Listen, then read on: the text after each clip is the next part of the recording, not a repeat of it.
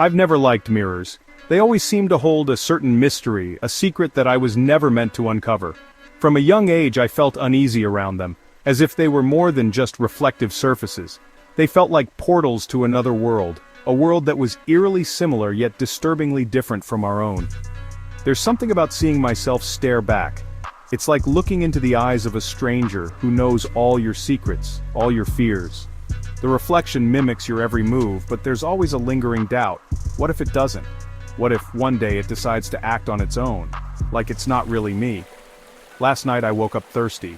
The room was dark, the kind of darkness that feels almost tangible, wrapping around you like a suffocating blanket. I fumbled for the light switch, my throat parched and my mind still foggy from sleep, and stumbled into the bathroom. The dim light flickered.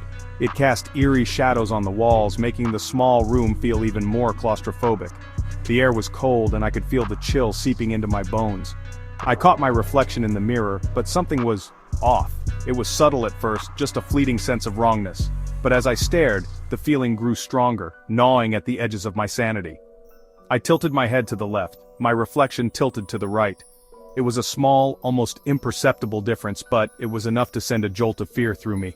My heart pounded in my chest, each beat echoing in the silent room. I froze. Slowly, my reflection began to smile, an unnatural, twisted grin that didn't reach its eyes. My own lips stayed pressed shut, but the reflection's smile grew wider, more sinister.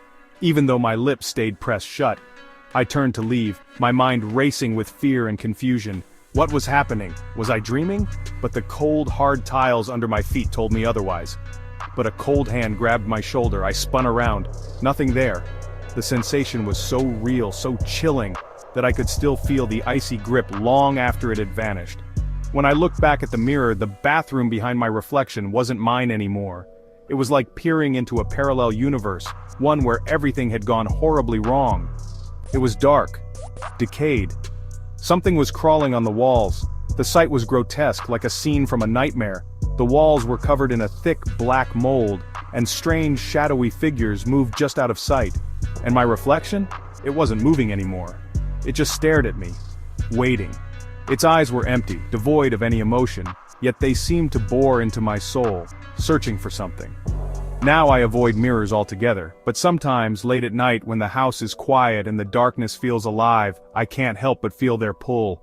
The mirrors call to me, whispering secrets that I'm too afraid to hear. I still hear a faint tapping, coming from the other side.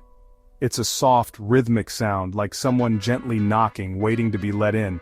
And every time I hear it, I wonder what would happen if I answered.